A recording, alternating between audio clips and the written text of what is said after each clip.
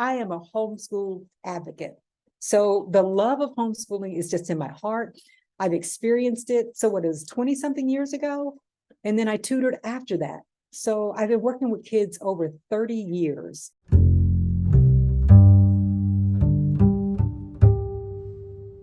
And I've been working with kids and parents over 30 years. And I can tell you that most of my greatest experiences, my best, were with homeschooling. I missed it when I stopped. When I literally stopped running my homeschool and stopped running my private school where other students were there, which was in 2014. I still tutored and I still coached, but I did not have the same experience, nor do I have the same memories. I look back in our photo album. We have a photo album where I have tons of things that we did that I look back on often because I literally miss that part of my life. And I've told friends that are closest to me, when I get to the place where I'm making enough money, it is my desire, outside of other desires, to actually start another school where my methodology is taught, because I believe in it. I really believe in home education. You will just make so many memories. So that's one side of the story. And I'm sure you'll probably hear other sides of the stories where, oh my God, I hate it. I don't know. It's just not for me. I was looking at some of the questions, and one of the things that I saw was moms say, oh, I'm homeschooling and I don't even have time to take a shower. And I can only say to that, if you're home educating and you don't have time to take a shower, it's probably because you're not organized enough. That's my belief. You just need to probably let some things go. And anytime we're in a position where we can't take a shower, then you're just probably not organized or stressed to the point to where some things have become a priority that might not need to be a priority. And I can say that because I take care of a husband who is completely bedbound, and I am his 100% caregiver. There's no one else here doing anything. So it's very similar to going back to taking care of a baby.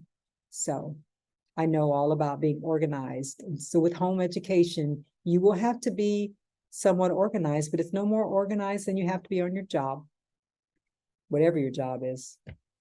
So are there any questions that I didn't cover this time that anybody has? I'm not sure. Taisha? No one submitted any additional No one? questions. Everyone was, in fact, there was a lot of praising. A lot of what? Praising. They about your points that were made. So Okay, good point good. from Alicia.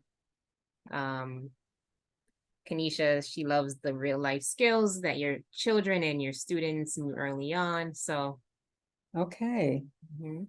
So let me just tell you on here, and if you have to go, that's fine, but I just want to tell you the curriculum that I did use for me.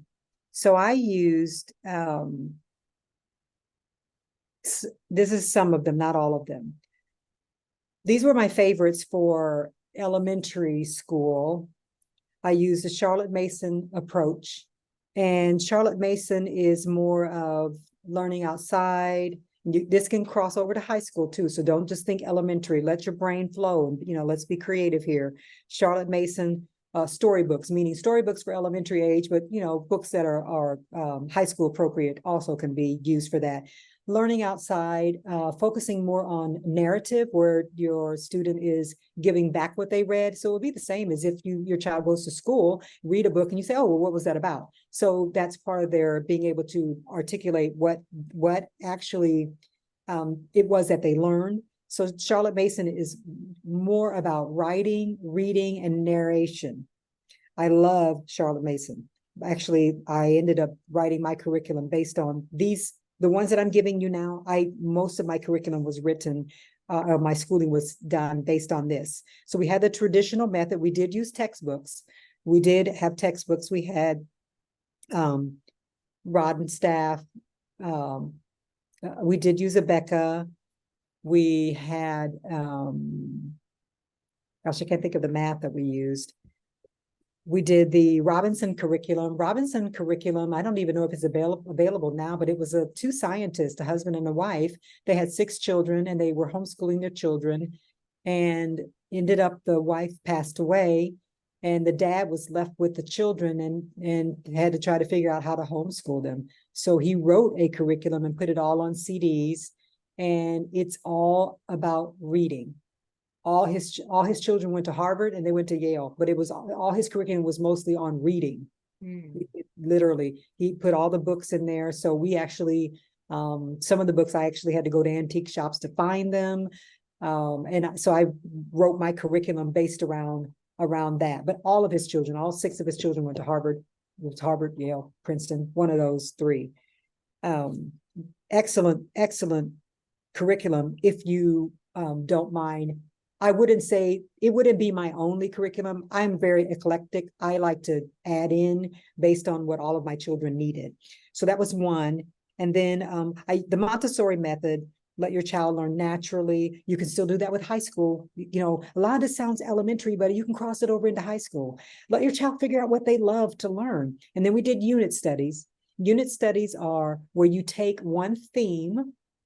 So let's say, I did this for my boys. The girls did it too, but the boys really loved it because a lot of stuff is geared toward girls. So we studied trains, and with the study of trains, they had to write. So that was their writing.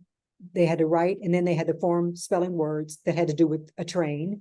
And they took their mathematics, which was, let's figure out the distance going from, so we ended up doing geography. I don't remember all of this, but going from, let's say, California to somewhere down Southern Illinois, south, not Illinois, down south, figure out the distance, and then, add in whatever it is that you can, the length of the train, the diameter of the wheels. We gave those assignments, and it was all based around the trains.